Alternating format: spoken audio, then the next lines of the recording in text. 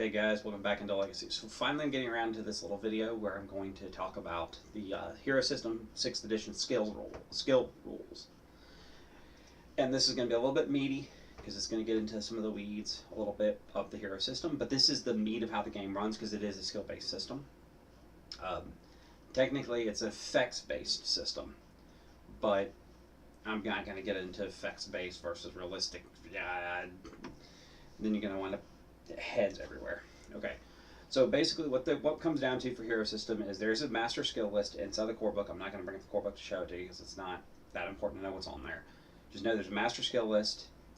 Each skill on there for the most part costs you 3 points to purchase it, and then it costs a certain number of points to raise by a +1. Each time you raise by a +1. It's generally tied to an attribute, like your dexterity, your presence, your intelligence. You divide that number by 3 and add it to 9, and that gives you your base chance to succeed on a skill. That's the basics. Okay, so when you're rolling for skills, you're trying to roll under in this game. So the higher your skill, the easier it gets for you to succeed. Although an 18 is always a success, or always a failure, and a 3 is always a success. No matter what. Doesn't matter what your skill rating is. If your skill rating is 18 and you roll 18, guess what? You fail. If you roll a 3 and your number is a 3 for some reason, it's a 3. It's a success. That's just how the system works. Congratulations, thumbs up, critical success, critical failure kind of mentality. The standard skill rules are really easy to understand. This is not the hard part of the game. Okay, so then you start getting into the more complicated parts of this game. So you can buy what's called Familiarity and Proficiency with skills. So if you purchase Familiarity with a skill, you can purchase it with any knowledge, characteristic-based knowledge, science, or professional skill. It costs one character point and gives the character a basic knowledge of the ability to describe. The skill roll is 8, flat 8 for any of these abilities. So you can buy, for example, a skill like break fall that you're familiar with because you've watched lots of training videos on how to break your fall. So you kind of know the technique. Even though you're not good at it, at least you know the basics. What's up, Joe? What's up, Clay? Glad somebody drops in on me. The point for Familiarity counts towards the cost of the skill if you ever decide to buy the full skill. So if you buy Familiarity, later go on and buy this, you want to buy the skill itself. So say you go back to the break fall, decide you want to go ahead and decide that your character is trained enough to learn how to break their fall properly. You don't spend a full 3 points to purchase it. You only spend 2. So Familiarity,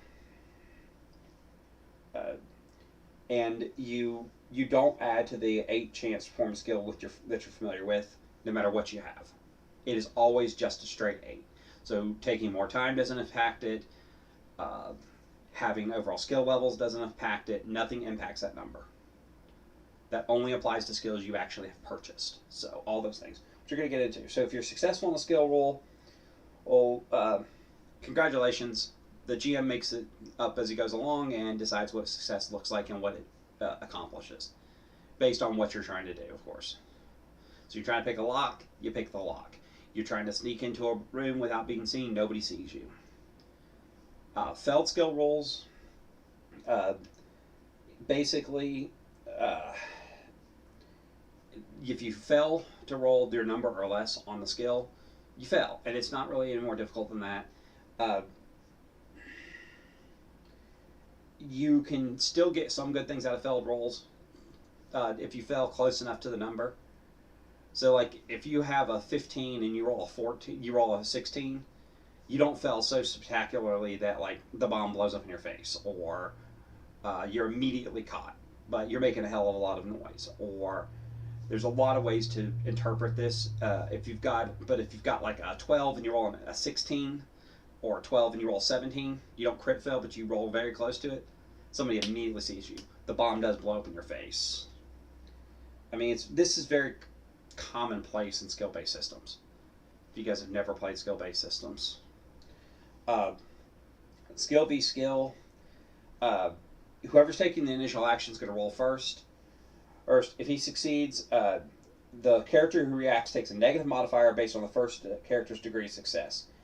So uh, if you make it, this is the example because this is the best way to describe this. So Andara has computer programming on a 12. She knows a hacker plans to steal valuable information from a computer, sets up defensive programs, and rolls a 14, failing her roll by 2. Andara has not set up a valid program. She tries again, taking more time in this attempt, so the GM gives her a +1 modifier to her skill roll. Andara now needs to roll 13 or less. She rolls a 9, succeeding by 4. Her data is now protected from casual access. Anyone trying to get the data must make a computer programming roll at a -4 penalty. So basically, if you're the guy making the initial action, in this case, let's take a perception. Perception versus stealth. You're sneaking. You roll your sneaking. If you succeed, the opponent takes a penalty to their roll equal to the difference in how much you succeed by. So if you succeed by a lot, it can be really hard to be seen.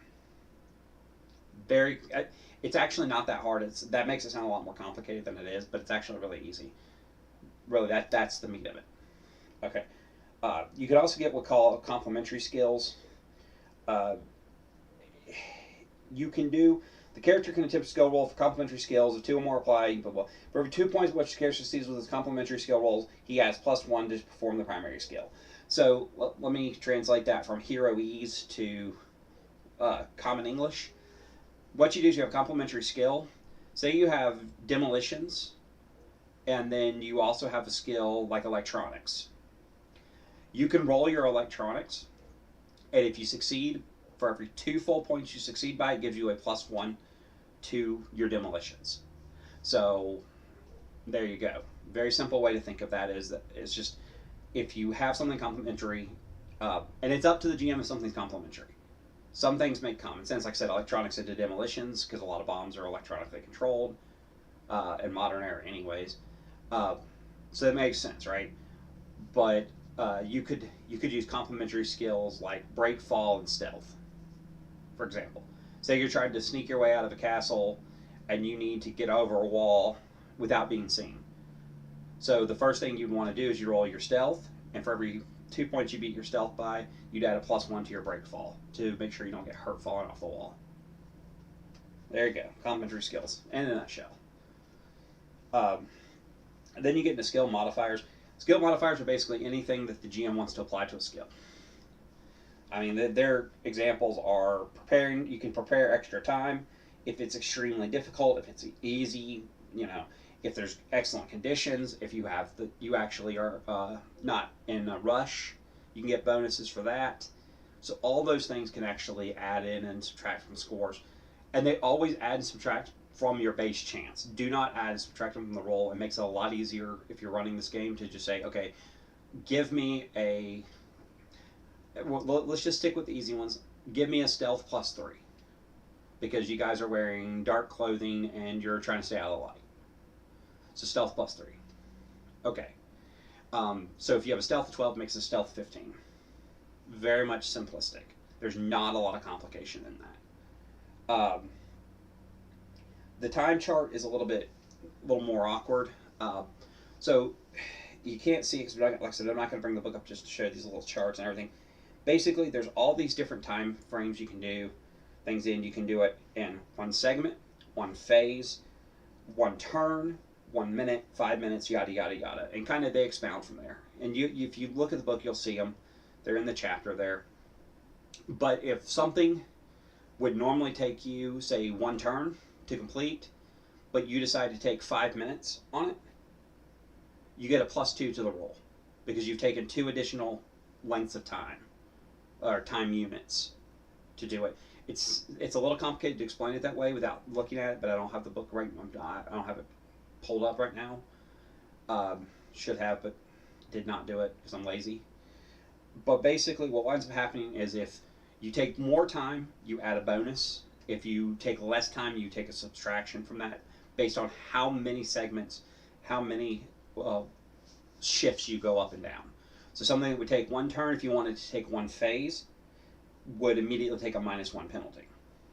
Versus if you take 1 turn, it takes 5 minutes, or takes 1 minute, then automatically you get a +1. again, some of this stuff sounds more complicated in the way they write it.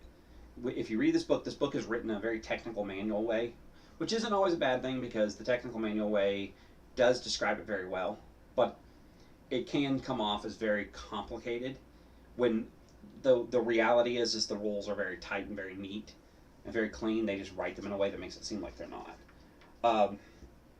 And then there's a couple more little parts here we'll cover with you guys. So then you get Everyman skills. Everyman skills, every campaign has a set of skills that every character is going to obtain automatically. Good examples of those types of skills are things like perception.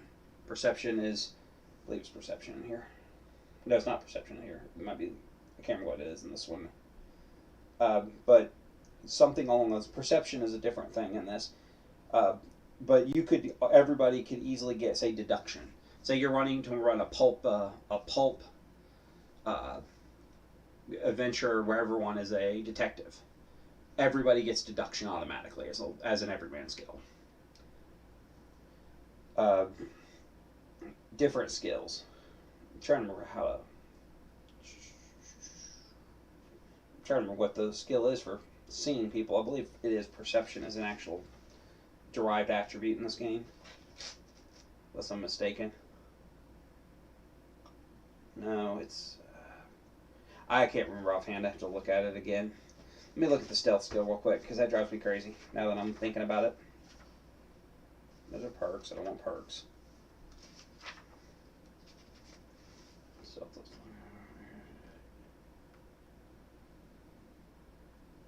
Yeah, okay, yeah.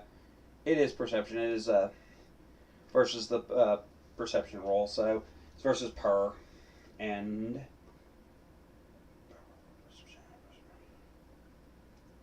I don't remember. There's a perception roll. I'll get into that later. Because it's not a skill. It's an actual separate idea. In fact, you can see where it's located at. Even what chapter that's actually in. It's been a while since I've looked at all of this stuff, so forgive me. God, this is like a text wall.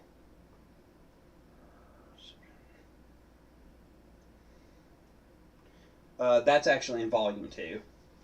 So that's not even in this book. This is in the character creation book. That's in the actual book with all the rules in it. So we'll get into that when we get deeper into the rules. The rules and actually how to play the game. So, but yeah.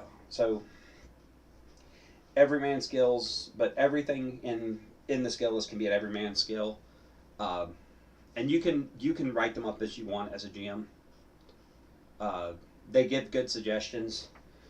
For example, that they give a suggestion in modern campaigns. The Everyman skills include acting, climbing, concealment, conversation, deduction, paramedics, persuasion, shadowing, stealth, and transport familiarity. So, make sure I read this right. Yeah, so all characters have familiarity with these skills for free. So basically what that'll wind up doing is it'll reduce the cost to buy any of those skills to 2 points over 3 points. That's what that's going to do. Untrained skills are always rolled at a flat 6. So if you have a skill that's missing that you want to try something with, you can still try it. It's just going to be harder than hell. Again, it's a flat 6. It does not get adjusted. You are trying something you are absolutely not equipped to do. Last couple of things real quick. Let me try. Pull them up real quick. There's persuasion, rapid attack. There's skill levels. Okay, so skill levels. So you could actually buy a skill called skill levels. It's a special skill that grants you, depending on the cost, that ties into other skills. So you can actually buy skill levels with specific skills, or you can pay a lot of points and get +1 to every characteristic and skill roll you have. I mean, there's a lot of points in that, but so this is a little weird how it works. You can take what they call a 0 phase, which is a free action to set how your skill levels are working. But again, I'm not going to get into too much of the detail on the table because there's a table for it. There's tables for a lot of this, by the way. The more you spend, the more you get. So for example, you can get, for 6 points, you can get +1 with all agility skills. and it's just a flat +1 across the board to all agility skills. So what you do is you buy skill levels, agility skills for 6 points. That's the basics of that. That's, like I said, not very difficult. Each of the skill descriptions really gets into the meat of how the skills work. I'm not going to dive into it. There's something like 60 skills in this game, 40 skills in this game, something like that. Not going to get into the meat of all of them. Just know that if you want to know more about how an individual skill works and you have this book lying around, read the skill descriptions. I promise you, I'm just trying to go over how the system itself works rather than the meat and potatoes aspect of it. The last thing you can do is you can do what's called skill enhancers. Skill enhancers reduce the cost of certain skills or perks. Each skill enhancer costs 3 character points, can only be purchased once, cannot be increased beyond the basic level. The minimum cost is 1. But for that 1 point, the character receives an 11 up roll, no matter what. So, and that's if you take a background skill with it. So the different ones you can take Jack of all trades, which gives you professional skills. Linguist lets you know languages. Scholar gives you knowledge skills. Scientist gives you sciences. Travelers are area knowledges, cultural knowledges, and I can't remember the other one, but it's knowledge skill. City knowledges. There it is. And well connected lets you reduce the cost on contacts and favors. And that is really the basics of skills for Hero System. It's, like I said, as thick and dense as this book is, along with his brother, you would think this system is very complicated and very detailed, and a lot of that it's really hard to understand. It's not. I just explained the basics of how the system runs in 16 minutes. It is a 3d6 system. You're trying to roll under your skill levels. There are nuanced parts of it. There are meat and potatoes parts of it that you need to understand about each individual skill and how it functions and things like that. But for the most part, as long as you understand how the system fits together, this game is immensely easy to run. It's no more difficult than running a game of D&D, a game of Savage Worlds. It's a little more detailed, a little bit more effects based, a lot more mathematics involved in this for sure. So, but once you buy your skills, which I'm gonna tell you now, the next video I do is gonna be going over powers. I'm going to jump over perks and complications for a little bit. I'm going to go through powers next. That's the meat and potatoes of this game, because powers doesn't just cover things like superpowers or magic spells. You can create weapons with powers. You can create equipment with powers that duplicates magical equipment or even regular equipment.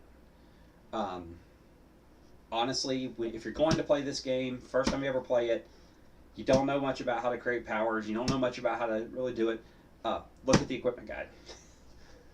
But I'll get to that in the next video. But hopefully you guys have a little better handle on skills and what skills can do, what they are capable of doing, how they work a little bit. Because it's going to become important when we get into how do you hit people in combat, how do you deal damage, all that stuff. That all stems off the skill system. Because there are combat skills. So either way, guys, we appreciate any comments, thoughts you have. Be happy to address any questions you have. Other than that, we hope you guys keep having fun. We do hope to see you guys around the game table.